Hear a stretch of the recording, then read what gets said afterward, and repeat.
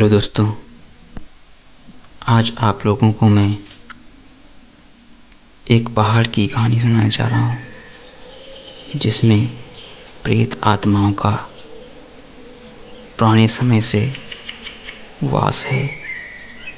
वहाँ जो भी जाता है वह जिंदा वापस नहीं आता, क्योंकि ऐसी सच्ची घटना हम आपके साथ शेयर करने वाले हैं जो वास्तविकता में आज भी व्याप्त है।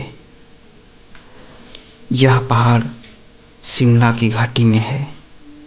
यह कहानी उन 4 दोस्तों की है जिसके साथ कुछ ऐसी घटना घटी कि जिसे उनका पूरा जीवन ही बदल गया।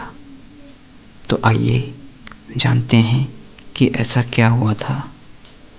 मुंबई शहर की रहने वाली प्रिया शर्मा अपने दोस्तों के साथ रवि, साहिल और विजय के साथ शिमला जाने का प्लान बनाया। वो सब शिमला जाने के लिए बस में बैठ गए। कुछ ही देर में प्रिया सो गई। अचानक प्रिया की नींद खुल गई तो उसने देखा कि बस में कोई नहीं था। बस का ड्राइवर भी नहीं था। बस अपने आप ही चल रही थी। उनके सारे दोस्तों भी बस में नहीं थे। यह सब देखकर डर के मारे प्रिया जोर जोर से चिल्लाने लगी। अचानक उसे लगा कि कोई उसके पीछे खड़ा है। जब उसने पीछे मुड़कर देखा तो वह एक स्त्री बैठी हुई थी। उसने किसी ऐसा लग रहा था कि किसी ने उसके चेहरे पर एसिड फेंका हो। ऐसा भयंकर चेहरा देखकर प्रिया ने चिल्लाना शुरू कर दिया, बचाओ बचाओ। और अचानक प्रिया की नींद उड़ गई। वो एकदम डरी हुई और पसीने से पूरी भीग गई। पास में बैठे हुए विजय ने पानी की बोतल दी और बोला, शायद तुम्हें कोई सपना देखा है।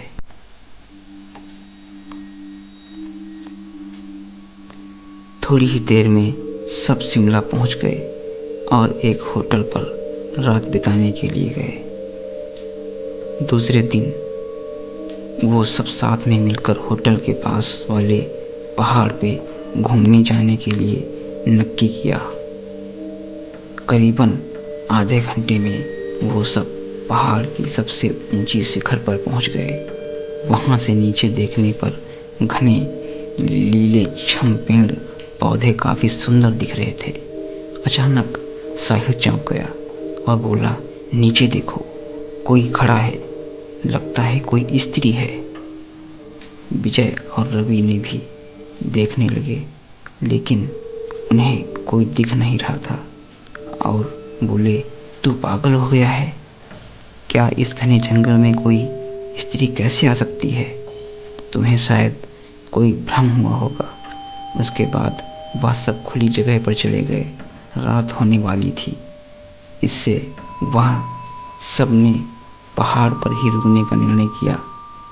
इसलिए उन सब ने वहां पर ही तंबू लगाया और खाने पीने के लिए सामान बाहर निकाला। की बैग तंबू के बाहर थी, इसलिए वह लेने के लिए बाहर गई तो वहां पर उसे किसी की आवाज़ सुनाई दी।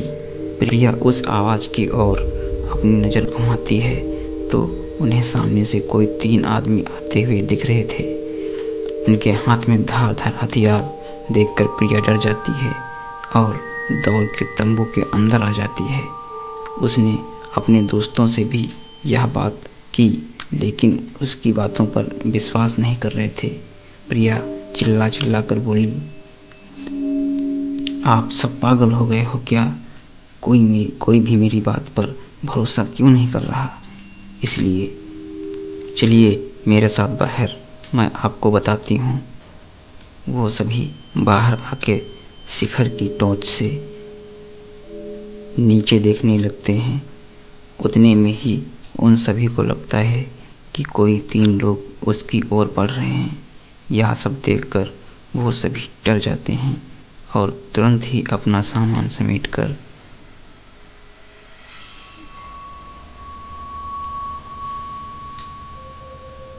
और तुरंत ही अपना अपना सामान समेटने लगते हैं और बड़े से पत्थर के पीछे जाके छुप जाते हैं। थोड़ी ही देर में वो सब ऊपर आ जाते हैं। प्रिया देख रही है कि उनके हाथ पैर और सिर आम आदमियों जैसे बिल्कुल नहीं थे। वो सब एक जगह पे बैठ जाते हैं और कुछ तांत्रिक विद्या शुरू करते हैं। उनमें से एक आदमी अपने हाथों की उंगली को काट देता है, लेकिन अंधेरे की वजह से उन्हें कुछ भी ठीक से दिखाई नहीं देता। अचानक उन चारों ने देखा कि एक औरत उन आदमियों के बीच में आके लेट जाती है। कुछ नहीं जानता था कि आखिर वो औरत वहाँ पे पहुँची कैसे। प्रिया ने कहा, मुझे कुछ समझ नहीं आ रहा है, आखिर यह सब हो क्या रहा है। मुझे बहुत ही डर लग रहा है। एक के बाद एक वो तीनों उस औरत को सूंघने लगे। वहीं पे अचानक उस औरत ने अपनी उंगली उठाई और हमारी तरफ इशारा करने लगी। हम सब डर गए। वो तीनों उस औरत को छोड़कर हमारी ओर बढ़ने लगे। हम सब पहाड़ी से नीचे होटल की ओर दौड़ने लगे। हमारी आवाज़ सुनकर वो तीनों हमारी ओर दौड़ने लगे। प्रिया और साहिल सबसे आगे थे और विजय और रवि उनके पीछे दौड़ रहे थे। प्रिया और साहिल होटल तक पहुंच गए, लेकिन रवि और विजय का कोई बात नहीं की। तो उन लोगों ने कहा, उस पहाड़ पे कोई नहीं जाता, वो पहाड़ शापित है और जो भी वहां जाता है वो कभी वापस नहीं आता। आपकी किस्मत अच्छी थी कि आप भी जिंदा हैं। लेकिन हमारे दोस्त रवि और विजय कभी भी वापस लौट के नहीं आए। हमने उन्हें ढूंढने की बहुत कोशिश की, पुलिस कंप्लेंट भी कराई, लेकिन कोई फर्क नहीं पड़ा। दोस्तों, अगर आपको यह मेरी कहानी शिमला के शापित पहाड़ रियल स्टोरी पसंद आई हो तो लाइक और शेयर जरूर करें। ऐसी सच्ची और डरावनी कहानी सुनने के लिए हमारे चैनल को जरूर सब्सक्राइब करें।